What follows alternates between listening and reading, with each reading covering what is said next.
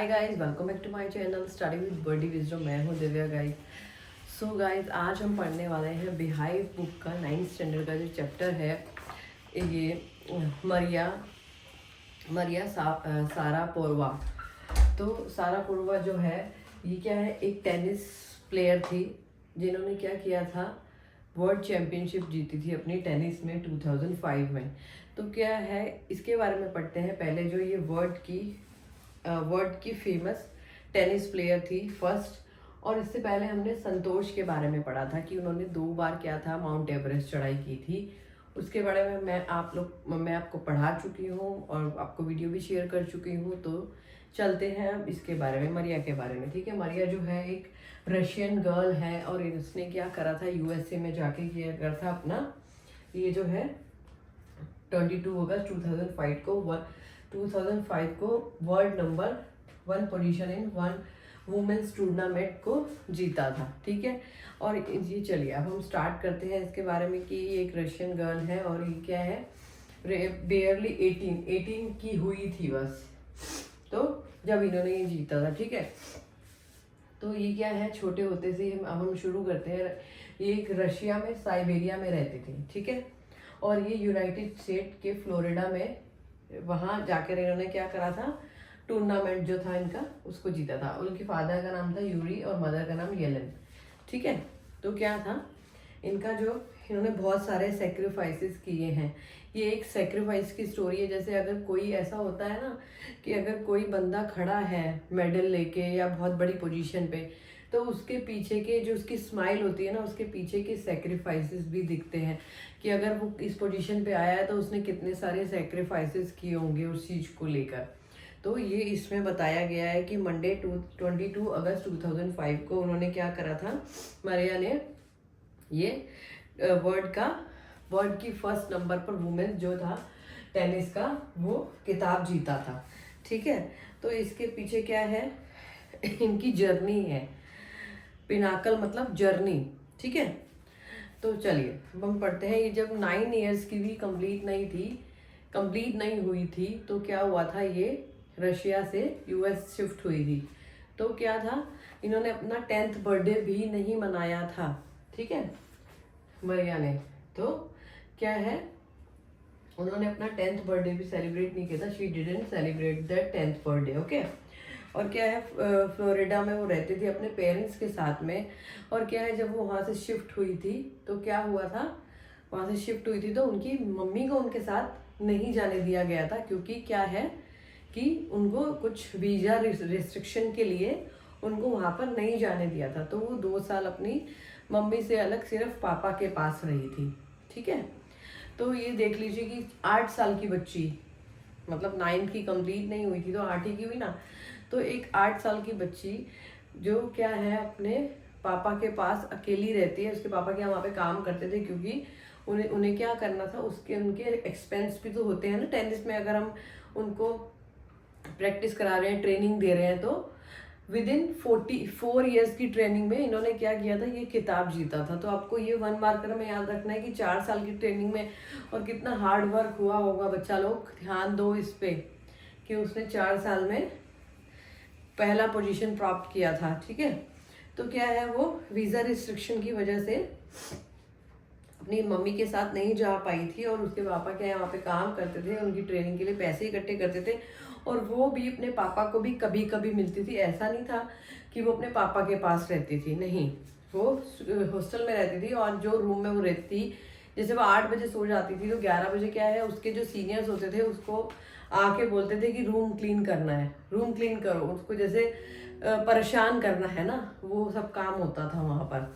ठीक है, tidy room को क्लीन करना है तो वो उसको उठा देते थे, उससे सब कुछ कराते थे, उसको वॉशरूम क्लीन कराना, वो सब उसने इस चीज़ के लिए कभी भी उसने अपने जो इतने ज़्यादा उसने हरेसमेंट सहा है, इतना ज़्यादा परेशान हुई है, उसको उसने अपनी लाइफ में कभी भी आने नहीं दिया। उसने ये कभी नहीं बोला कि मैं इस चीज़ से अपने आप गिव अप कर रही हूँ, कि भाई मैंने ये कभी नहीं सोचा कि मैं इसको गिव अप कर रही हूँ। उसने उसको अपना अपना जो उसका काम था ना क्या कि टेनिस की प्रैक्टिस करना, उसको उसने कभी नहीं छोड़ा इस चीज़ों को लेकर कि वो कितनी परेशान थी।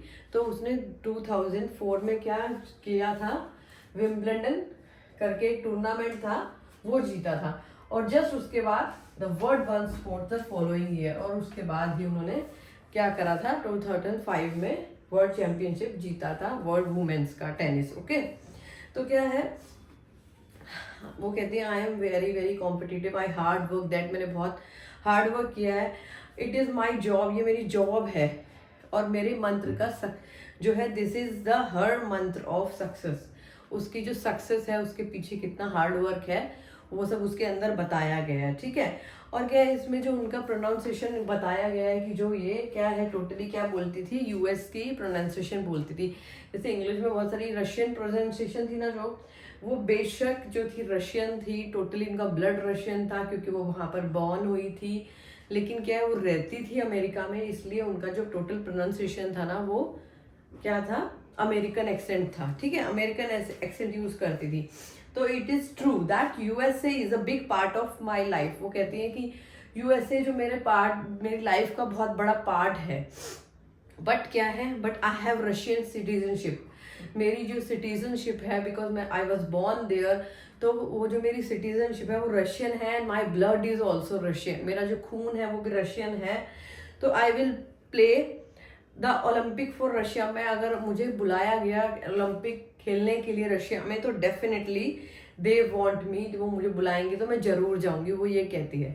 ठीक है, और उनकी जो टीनेजर्स सेंसेशन होते हैं कि भाई क्या चीज़ अच्छी लगती है उनको, गाना, उनको सिंगिंग, उनको डांसिंग पसंद था, उनकी जो हैबिट्स थी, उनकी हॉबीज जो थी, शी लव रीडिंग नॉवेल्स, और क्या था उनका सिंगिंग करना, फैशन में कैसा सिंगिंग करना, और गाउन पहनना जैसे गाउन पहनती हैं लड़कियां, और चॉकलेट्स खाना, पैनकेक खाना, ये सब जो था उनका क्या था, इनको इस चीज़ के भी शौक थे, ऐसा नहीं था कि वो ये चीज़ पसंद नहीं करती थी। और क्या था, फ्रीजी ऑरेंज ड्रिंक था, she loves pancake, chocolates, and क्या है वो क्या बोलती है, और उनके जो राइटर थे ना ये नॉवेल्स के, आर्थर कैनन डॉयल, ये जो थे एक रशियन राइटर थे जिनकी नॉवल इनको बहुत पसंद थी, नाम याद कर लेना बच्चा पार्टी। ठीक है, तो इनकी जो ये थी, और उन्होंने ये बताया है इसमें कि बेशक क्या है मैंने